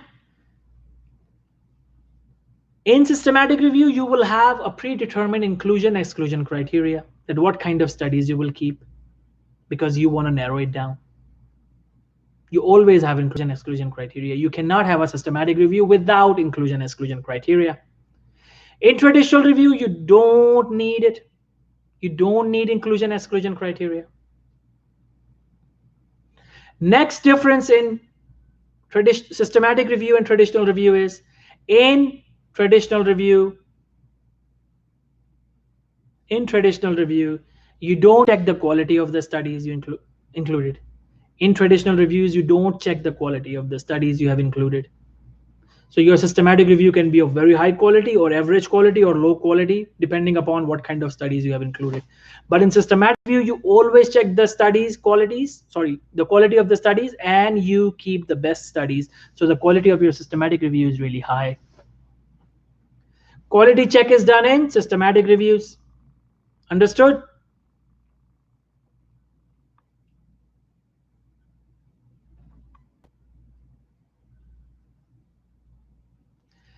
What else?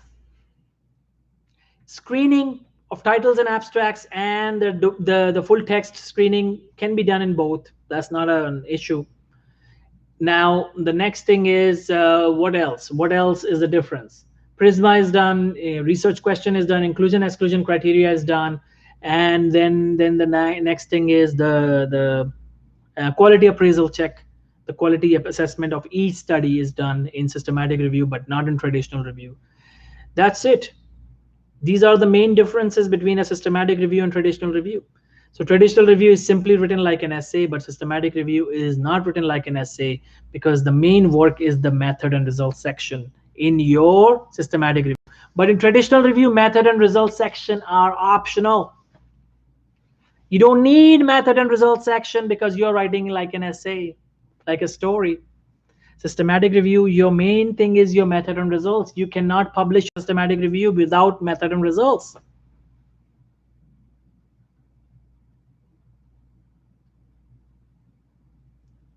Okay, all those who want to watch my mesh strategy video, type on my YouTube channel,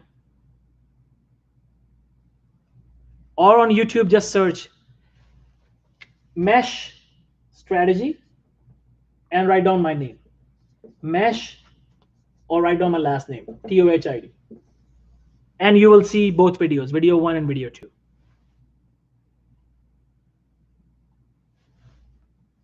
Okay, now there is a question. If we have a lot of studies, we can use filters and select studies done in the last 5 years. Of course, this is why we use a filter, to reduce the number of papers if you have a lot of studies. Now the question is, do we have to select only systematic review, or can we select from clinical trials? Very good question. All sorts of studies, I would say. Write a systematic review of mixed studies. Systematic review can be of different kinds. Systematic review of systematic reviews, systematic review of clinical trials, systematic review of non-randomized control trial, systematic review of just observational studies. And even in observational studies, systematic review of case control studies, systematic review of prospective cohort studies, systematic review of retrospective cohort studies, systematic review of cross-sectional study, systematic review of only of animal studies, systematic review of animal studies only. Systematic review of animal studies only. You can have systematic review of animal studies only. And you can also have systematic review of mixed studies. So if there's a lot of studies, Now, my suggestion is write a systematic review of clinical trials only and see how it works. And ideally try to keep all sorts of clinical trials so that it's so different that it doesn't become a meta-analysis. Because if there are similarities, then this will be homogeneous articles. If you have homogeneous articles, then it is going to become a meta-analysis. We don't want to make it a meta-analysis.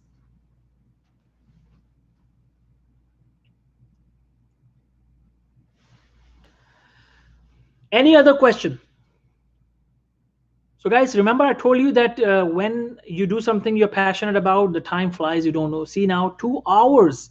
We have been studying for 2 hours. I've been talking for past 2 hours nonstop. And see, I'm as fresh as I was when I started. Why was when I started? Because I'm doing what I love the most. It gives me further energy. Teaching just increases my energy more and more. I cannot get tired. So choose your topic according to your specialty, and your specialty for residency should also be passionate about. So that residency 80 hours a week. 80 hours a week. Residency becomes like you are playing a video game. Otherwise, 80 hours a week will burn you out. If you are doing residency just to become a doctor and to make money or to impress your family or friends, you are in the wrong profession. Medicine is for those people who love it, because 80 hours a week is not a joke. Residency 80 hours a week is not a joke.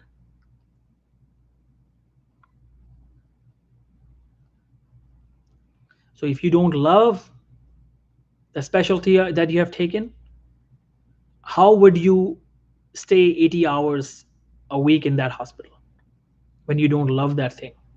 You gotta love your field like crazy so that hospital becomes more lovable than your own home. If you can make the hospital more lovable than your own home, that means you have chosen your passion.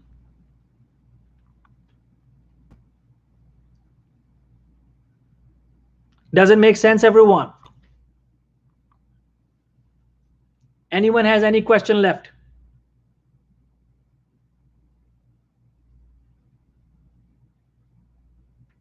Now, the systematic review and meta-analysis, systematic review and traditional review, and a number of references. Minimum 5 studies are enough to write a systematic review.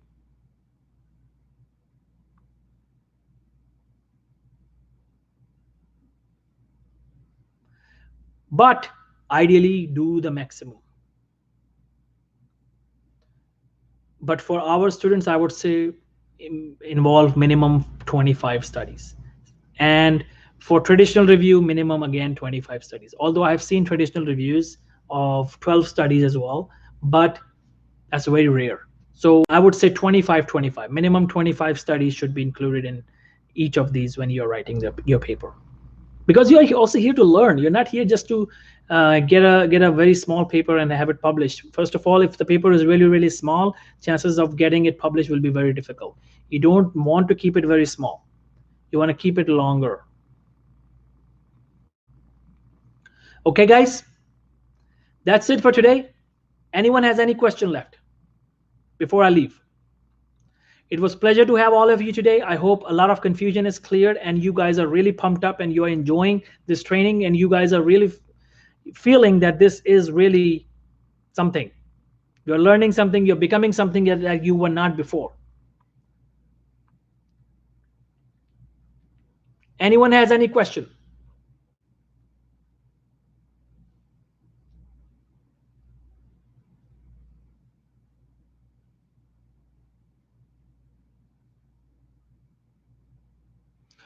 Okay, a question. Ahmed Sway has a question. Can a systematic review be repeated if the last one is in 2012? Absolutely. 2 years. Give yourself 2 years. If there is no systematic review published on a topic in last 2 years, that means that's a good topic. You're doing the right thing.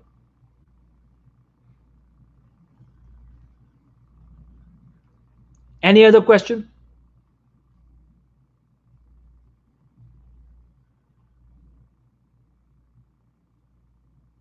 That's it. Okay, thanks a lot, guys. We'll meet again very soon. I'll announce other sessions very soon, and we'll go deeper and deeper and deeper in each of these things until you guys become experts. Each of you should be able to do systematic review and traditional review on your fingertips, and even the scoping review. You know what is a scoping review, right? We'll talk about this next week, okay? Thank you guys. We'll see each other again very soon. If you have any question, you have my number.